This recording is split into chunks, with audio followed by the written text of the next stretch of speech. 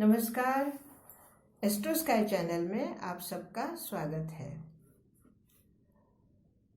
जातक का जन्म होने के बाद कौन से योग में उसका जन्म हुआ है ये देखना अति आवश्यक होता है, क्योंकि जो योग है वो शुभ है या अशुभ है। अगर अशुभ योग में जन्म हुआ है तो उसकी शांति करवा लेनी चाहिए, ताकि आगे जाकर जीवन भर उसको किसी भी तरह की परेशानी नहीं उठानी पड़े। 9 ऐसे योग होते हैं जो अशुभ योग माने जाते हैं, और उन अशुभ योगों में जैसे अतिगंड, गंड, शूल, विषकुंभ, ऐसे 9 योग हैं। तो 9 योगों में से अगर किसी योग में बच्चे का जन्म हुआ है तो उसकी शांति कर लेनी चाहिए। और उसी तरह जैसे 9 योग होते हैं, उसी तरह 6 ऐसे नक्षत्र हैं जिसको मूल नक्षत्र बोले जाते हैं, मूलों में बोला जाता है। तो ऐसे 6 नक्षत्र भी देखने चाहिए कि इन 6 नक्षत्रों में से अगर बच्चे का जन्म हुआ है तो उसकी भी शांति कर लेनी चाहिए। कई लोग कहते हैं कि शांति से क्या होता है, या शांति ना करे तो क्या होता है।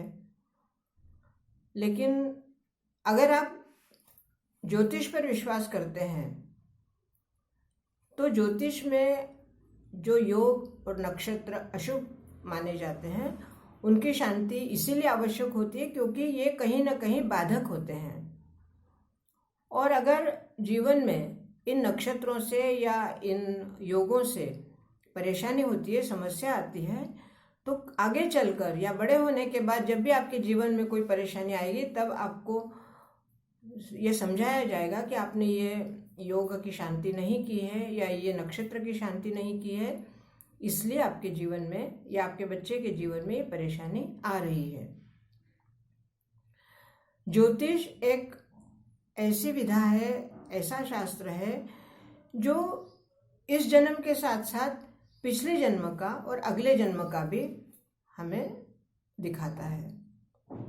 तो थोड़ी देर के लिए हम पिछला जन्म या अगला जन्म छोड़कर सिर्फ इसी जन्म की अगर बात करते हैं, तब भी इस जन्म में कुंडली में जिस तरह के ग्रह हैं और जिस तरह के योग या नक्षत्र हैं, उसके अनुसार उनके अच्छे योग या बुरे योग या जैसे भी उसमें कोई दोष आया है या कोई शुभ योग बने हुए हैं, तो उन सबको एक बार देख लेना चाहिए।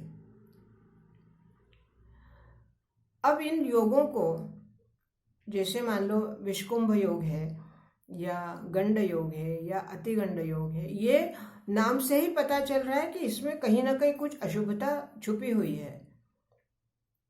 कुंडली का जो भी ग्रह अगर इन नक्षत्रों में से या इन योगों में से, जैसे 6 नक्षत्र और 9 योग, इनमें से किसी के ऊपर मतलब किसी पे विराजमान है या कोई भी ग्रह इन नक्षत्रों में से है, तो उस भाव के रिलेटेड, उस भाव के संबंध में समस्या उत्पन्न होती है।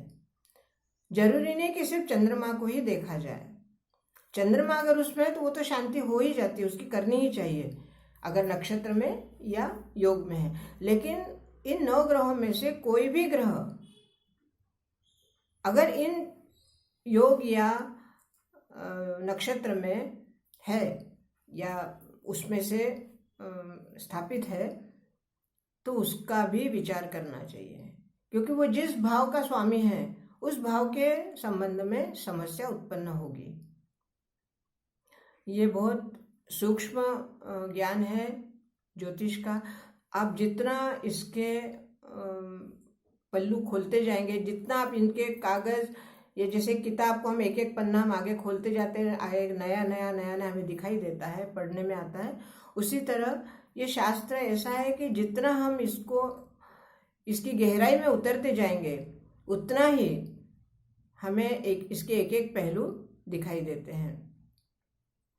अगर कुंडली में लग्नेश, पंचमेश या नवमेश, इनमें से कोई अगर इन नक्षत्रों में है या इन योगों में है, तब भी उसके बारे में कुछ उपाय कर लेने चाहिए।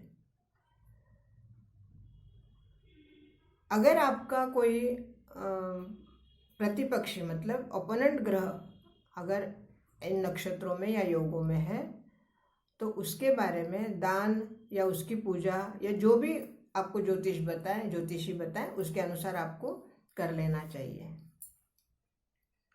कुंडली एक मार्गदर्शक है और कुंडली देखने के बाद आपके जीवन में क्या होगा या क्या हो चुका है, क्या होने वाला है, उसके बारे में गणना करके बताया जाता है।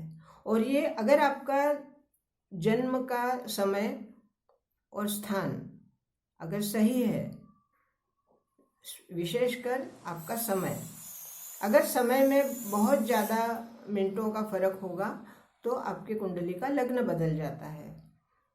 इसलिए जन्म का समय जितना सटीक होगा उतनी ही आपकी कुंडली सटीक बनेगी और आपका जो विश्लेषण है या फल है वो सही तरीके से बताया जा सकता है। कई बार लोग कुंडली के बारे में पूछते हैं लेकिन उनको समय का पता नहीं होता, भी 10 से 12 के बीच में है। अब 10 से 12 के बीच में मान लो अगर जंक्शन पॉइंट पे जैसे बिल्कुल 29 डिग्री पे 29 डिग्री पे अगर किसी बच्चे का जन्म हुआ है और 10 से 12 का 2 घंटे का समय अगर हमें दिया जाए तो हो सकता है लग्न बदल जाए।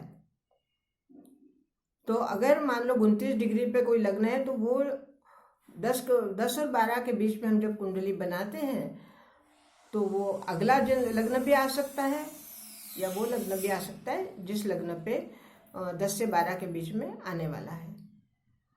तो इसलिए कुंडली अगर आप बनवाएं तो आपको आपके जन्म का समय सटीक पता होना चाहिए, तभी आपके योग, नक्षत्रों के चरण और कुंडली सही तरीके से बनेगी और उसका विश्लेषण भी सही तरीके से हो सकता है। इन 9 योग और 6 नक्षत्र जो हैं, जिसको मैंने अभी बताया कि अशुभ नक्षत्र और अशुभ योग माने जाते हैं, और ये इनकी शांति करने के बाद भी जब गोचर में आपका चंद्रमा मतलब आपके कुंडली में चंद्रमा इस नक्षत्र में या इस योग में है और गोचर में जब चंद्रमा इस नक्षत्र से गोचर करेगा, भ्रमण करेगा, उस समय आपको इस बात का एहसास हो जाएगा, इस बात का प्रभाव आपको दिखेगा कि आपको कुछ न कुछ कष्ट, जिस भाव में वो चंद्रमा होगा या जिस भाव का वो कारक होगा उस भाव के संबंध में आपको परेशानियां जरूर आएंगी।